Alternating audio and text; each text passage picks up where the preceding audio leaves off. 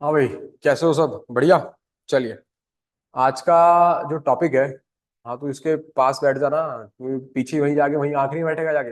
हाँ, सबसे कोने में आगे बैठा किसे। ठीक है, देखो। आज का जो टॉपिक है पढ़ने के लिए, ऑनलाइन वाले भी सुन लीजिए ध्यान से। आज का टॉपिक हमारे पास पढ़ने के लिए, जिस टॉपिक का नाम है व्हाइट रेवोल्यूशन। देखो बच्चों, व्हाइट रेवोल्यूशन की हम जो बात करते हैं वो क्या है। एक तो व्हाइट रेवोल्यूशन का आप दूसरा नाम लिख लीजिएगा जरूर, नोट करते रहिए इसको। इसको व्हाइट रेवोल्यूशन को हम लोग जो है वो ऑपरेशनल फ्लड के नाम से भी जानते हैं। ऑपरेशनल फ्लड इसलिए बोला गया, मैं टॉपिक को जब एंड तक पहुंचूंगा तो आपको खुद अपने आप समझ में आ जाएगा कि हम इसको ऑपरेशनल फ्लड क्यों बोल रहे हैं, क्या इसमें ऑपरेशनल फ्लड क्यों कहा गया। अब ऐसा क्या है, एक बात तो आपको ध्यान से समझा दूं मैं कि आप एक काम किया कीजिए कि कुछ इवेंट और उनकी डेट के लिए आप अलग से एक नोट बनाइए। आप उस वहां पे अलग से नोट करते रहिए ताकि हम डेट्स को थोड़ा ज्यादा ध्यान दे सके। होता ये एग्जाम में अक्सर जो कंफ्यूज करती है वो नियर बाय डेट्स बहुत कंफ्यूज कर देती है, तो आपको डेट्स को बार बार रिवाइज करना है ताकि आपको डेट्स परेशान ना करें। ठीक है। अब व्हाइट रेवोल्यूशन क्या है? व्हाइट जुड़ा हुआ है, अगर व्हाइट शब्द है, सफेद है, तो इसका मतलब कोई प्रोडक्ट भी हमारे पास ऐसा ही होगा। हम एक अनुमान लगा सकते हैं कि जो सफेद हो। तो व्हाइट रेवोल्यूशन आपकी कंट्री में मिल्क प्रोडक्शन, दूध की प्रोडक्शन बढ़ने को व्हाइट रेवोल्यूशन कहा जाता है। दरअसल हमें पता है कि हम लोग सब लोग जब इंडिया से हैं तो हमारे देश में पहले ऐसे दूध को बेचना जो है इतना अच्छा नहीं माना जाता था। लेकिन टाइम के साथ साथ चीजें चेंज हुई तो, और एनडीडीबी का इसमें बहुत बड़ा हाथ है, नेशनल डेयरी डेवलपमेंट बोर्ड ने जब चीजों को समझाया, प्रमोट किया, तो आज हम बोल सकते हैं कि अगर हम बात करें तो पूरे वर्ल्ड में इंडिया जो है वो बेटा जी रैंक वन पे है। ठीक है। ये रैंक वन में है पूरा का पूरा किसमें? Milk producer. अगर हम मिल्क प्रोड्यूसर कंट्रीज की बात करते हैं तो मिल्क प्रोड्यूसर कंट्रीज में इंडिया जो है वो नंबर वन की प्लेस पे आता है। कैसे आ गया? एक रात में तो नहीं आ गया। एकदम तो ऐसा हुआ नहीं कि भैया कोई जादू की छड़ी घुमा दी या कुछ भगवान जी भाई काम धेनु गाय हमारे पास ही आ गई कि हम लोग वर्ल्ड में नंबर वन ही बन जाएंगे इसमें। ठीक है। अब क्या होता है, अब इसको समझने के लिए आपको एक NDDB, national dairy development board का इनिशिएटिव समझना पड़ेगा। नेशनल डेयरी डेवलपमेंट बोर्ड, जब मैं आप लोगों से बात करता हूं नेशनल डेयरी डेवलपमेंट बोर्ड की, तो हमारे कंट्री में, हाँ, national dairy development board NDDB 1970s में, अब यहां पे डेट हमारे पास आ गई 1970s, 1970 के टाइम में गाइडेंस थी हमारे पास डॉक्टर वर्गीशी कुरियन की। हाँ, तो यहाँ पे अगर हम बोले तो फादर ऑफ व्हाइट रेवोल्यूशन भी हम डॉक्टर वर्गीश कुरियन को बोलते हैं। तो एनडीडीबी के तब हमारे पास जो चेयरमैन थे, जो चेयरपर्सन थे, वो चेयरमैन थे डॉक्टर वर्गीशी कुरियन। ठीक है।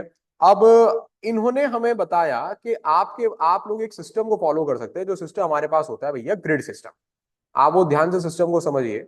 हमारे पास सिस्टम, जिस सिस्टम के बारे में इन्होंने बात करी, नाम मैं एक बार लिख दूं आप लोग, ताकि आप लोग ये जो नोट करने वाले हैं नोट कर रहे हैं, और वरना तो मिल जाएगा अगर आप आराम से देखें तो बहुत कॉमन नेम है। ऐसा कुछ नहीं है, आपको हर जगह ये मिल जाएगा। डॉक्टर वर्गीसी कुरियन। हाँ भाई। तो पॉइंट ये कहते हैं, हम नेशनल डेयरी डेवलपमेंट बोर्ड में डॉक्टर वर्गीश कुरियन ने पूरे इंडिया के अंदर एक सिस्टम को समझाया, जिस सिस्टम का नाम है ग्रिड सिस्टम। आप लोगों को ग्रिड सिस्टम समझना है कि किस तरीके से हमारे देश में एक मासिव मूवमेंट चलाया गया, और उस मासिव मूवमेंट के अंदर हमारी कंट्री का प्रोडक्शन मिल्क में इतना ज्यादा इंक्रीज हो गया कि हमें शब्द रेवोल्यूशन इस्तेमाल करना पड़ा। आप ऐसे ही कहीं पे रेवोल्यूशन उठा के रख देने के, आप ऐसे रोज अपने जीवन में भैया रेवोल्यूशन इस्तेमाल करते हैं कि रेवोल्यूशन हो गया जी, रेवोल्यूशन। रेवोल्यूशन मतलब बदलाव, और वो बदलाव भी ऐसा बदलाव जो छोटा बदलाव नहीं है, बहुत बड़ा बदलाव। तो बदलाव अगर हमारे पास हुआ है, बदलाव की बात अगर हुई है, तो उसमें बहुत मैसिव मूवमेंट है जो चलाया गया ताकि हमारे कंट्री के अंदर एक मिल्क का प्रोडक्शन जो है वो बढ़ सके। अब आप लोग एक डिफरेंस को समझिए। अब डिफरेंस क्या है? डिफरेंस हमारे सामने ये आता है कि हमारे अगर पूरे कंट्री की बात करते हैं तो देश हमारा दो भाग में भैया डिवाइडेड है। एक रूरल एरिया हो गए और एक हमारे पास हो गया अर्बन एरिया। अब जो रूरल एरिया है, इस एरिया को हम लोगों ने, मैं आपको ये देखिए ये जो समझा रहा हूं, ग्रिड सिस्टम समझा रहा हूं, इस एरिया को हमने कोशिश करा कि हम इसको बनाते हैं प्रोड्यूसर ऑफ मिल्क। और अर्बन एरियाज में ये बात कहने की आपको सबको बताइए कि क्योंकि अर्बन एरियाज में बेटा जी पॉपुलेशन बहुत ज्यादा है, और इसीलिए अर्बन एरियाज हमारे जो बन रहे हैं वो बन रहे हैं कंज्यूमर। अब बात ये आई कि इससे दो फायदे होंगे। एक तो इस कंज्यूमर तक मिल्क पहुंच जाएगा, दूसरा, हमारे रूरल एरियाज के अंदर जो पुअर फार्मर्स रहते हैं, उन पुअर फार्मर्स का इकोनॉमिकली स्टेटस भी जो है वो इंक्रीज कर जाएगा। लेकिन भैया बात ये आती है कि आप इसको वहां तक पहुंचाएंगे कैसे? कैसे ये कमाल करेंगे आप कि आप कह रहे हैं कि आप रूरल एरिया से और अर्बन एरियाज तक अपने गुड्स को पहुंचाएंगे? तो इसके लिए हमारे पास जो थ्योरी है वो क्या कहती है? वो थ्योरी हमें इसके लिए बोलती है कि आप लोगों के पास ये पूरा काम करने के लिए बच्चे ग्रिड सिस्टम को क्रिएट किया गया। अब वो सिस्टम क्या है? वो सिस्टम ये है कि आप रूरल एरिया से सारे के सारे मिल्क को जो है कलेक्ट करेंगे। आपका मिल्क कलेक्शन होगा रूरल एरिया से। अब मिल्क कलेक्शन का मतलब क्या है? जैसे सपोज कीजिए हमारे पास रूरल एरियाज है, अब विलेजेस से हमने विलेजेस के अकॉर्डिंग, मैं इसको थोड़ा सा नीचे करता रहूंगा बेटा जैसे आपको आता रहेगा, मैं इधर से देखिए। जैसे कि सपोज कीजिए हमारे पास एक गांव है, तो हमारे पास एक विलेज नंबर 1 है, विलेज नंबर 1। फिर हमारे पास दूसरा विलेज आया, विलेज नंबर 2। और तीसरा विलेज आया, विलेज नंबर 3। अब ग्रिड सिस्टम के अंदर एनडीडीबी ने ये हर गांव वालों को समझाया कि तुम एक काम करो, तुम भैया गाय भैंस को पालने का क्यों छोड़ रहे हो, उनको उनका पालन पोषण करो। अब वो कहने लगे पालन पोषण करने के लिए हमारे पैसे ही नहीं आ रहे। उसने पालन पोषण करने के बाद जो मिल्क आए वो मिल्क तुम हमें दे दो। तो इस टाइम पे बहुत सारी कोऑपरेटिव सोसाइटी भी सामने आई। गवर्नमेंट ने ये बात श्योर करवाई, बिल्कुल एकदम पक्का करवा दी कि आपको मार्केट के अकॉर्डिंग जो है वो फेयर प्राइस मिलेगा। अब दो बातें इससे रिफ्लेक्ट हुई है। पहली बात, एक तो फेयर प्राइस मिलेगा आपको, और अगर फेयर प्राइस आपको मिलेगा तो आपकी इकोनॉमिक कंडीशन भी इंक्रीज हो जाएगी, क्योंकि इनकम भी तो फिर रूरल एरिया में रहने वाले लोगों की बढ़ेगी। समझ में आई बात? समझ में नहीं आई? तो उन्होंने इस तरह समझाया। देखो ये बात बता दूं मैं आपको, हमारे देश के लोगों को कोई भी बात समझानी बहुत मुश्किल होती है। तो उन्होंने कहा कि एक ही तरीका समझाने का कि हम इनको बताते हैं कि देखिए आप एक तो टेंशन मत लो, क्योंकि गाय और भैंस या जो भी मिल्क प्रोड्यूसर है वो अपना खर्चा अपने आप निकाल लेगी, प्लस तुम्हें भी कमा के। समझ में आ रही मेरी बात? तो हुआ क्या इस ग्रिड सिस्टम में? क्या हुआ कि रूरल एरिया भाई अर्बन एरिया, दो एरिया हमारे पास हो गए। तो विलेज नंबर 1 से सपोज कीजिए हमारे पास जितना मिल्क प्रोड्यूस हो रहा है वो सारा मिल्क इकट्ठा कर लेंगे हम एक जगह पे। हमने एक कॉमन एरिया बना लिया। विलेज 2 से भी सारा विलेज भैया हमने मिल्क एक जगह पे इकट्ठा किया, विलेज 3 से भी सारा मिल्क हमने एक जगह पे इकट्ठा किया। तो हमारे पास यहाँ पे जो है वो पूल ऑफ मिल्क जो है यहाँ पे इकट्ठा हो गया कि सारा दूध भैया एक जगह पर आकर हमारे पास इकट्ठा हो गया। अब करना क्या? अब विलेज में तो ऑलरेडी जो है भैया मिल्क की सप्लाई कोई दिक्कत नहीं है। अब हमें इस पुल ऑफ मिल्क को सप्लाई करना है अपने अर्बन एरिया के कंज्यूमर के पास।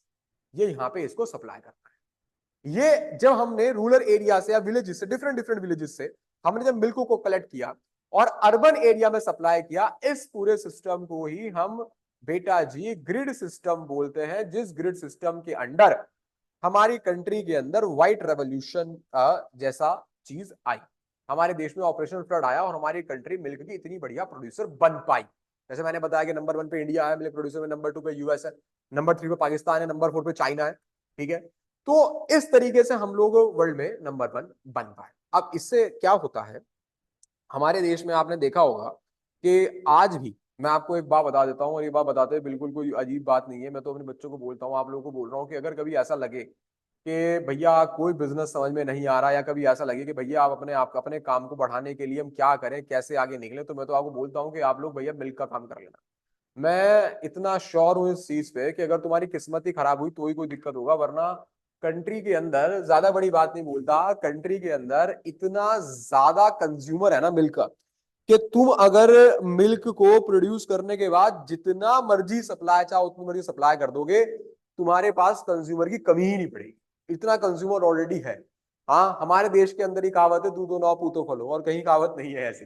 ठीक है, तो इसका कमाल भैया क्या हुआ, अभी थोड़ा हमें बताओ कि इसका ऐसा मतलब, आपने बोला कि रेवोल्यूशन है, आपने बोला ऑपरेशन फ्लड है, लेकिन हम तब तक नहीं मान सकते जब तक हमारे पास कोई नंबर ना हो। तो कैसे मान लें हम कि ऑपरेशनल फ्लड है या फिर व्हाइट रेवोल्यूशन? तो मैं इसको बोलता हूं, आप लोग इस डाटा को देखिए कि अगर हम बात करते हैं 1950 की, 1950s की अगर हम बात करते हैं, तो 1950s में रिकॉर्डेड हमारे पास जो मिल्क की प्रोडक्शन थी वो 17 मिलियन टन थी।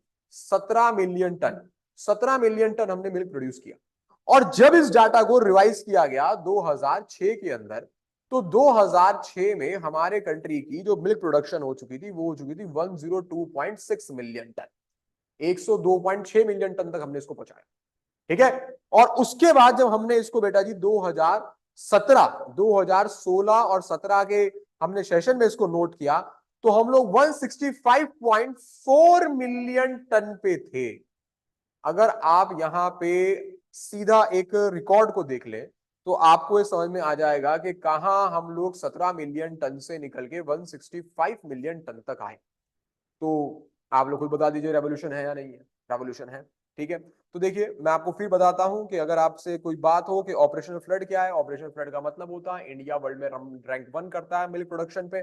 भैया इंडिया इतना ज्यादा कैसे कर पाया? Through the process of white revolution. भैया व्हाइट रेवोल्यूशन कब स्टार्ट हुआ, ये सारा डाटा मैंने आपको दे दिया है। व्हाइट रेवोल्यूशन हमारे पास किसने, अब देखो अगर आपसे बोले कि व्हाइट रेवोल्यूशन कब स्टार्ट हुआ, तो व्हाइट रेवोल्यूशन आपके पास जो स्टार्ट हुआ है वो हुआ है बाय एनडीडीबी इन 1970, और जब उसके चेयरमैन थे डॉक्टर वर्गिशी कुरियन। और ये कैसे इतनी जल्दी मैसिव लेवल पे अचीव कर लिया गया? हमने अचीव किया बाय ग्रिड सिस्टम। भैया ग्रिड सिस्टम क्या होता है? ग्रिड सिस्टम होता है कि एक एरिया से दूध को उठाना, जहां मिल्क प्रोडक्शन ज्यादा है वहां से मिल्क को कलेक्ट करना और वहां पर पहुंचा देना जहां पे उसके कंज्यूमर बैठे हुए हैं। इससे बेनिफिट क्या होगा? एक तो हमारे पास जो अर्बन एरियाज है वहां पे मिल्क की सप्लाई के लिए प्राइस में इन्फ्लेशन क्रिएट नहीं होगा, और जो रूरल एरियाज है उनको बेनिफिट क्या होगा? उनको इनकम अच्छी मिल जाएगी, इनकम उनकी स्टेबल हो जाएगी।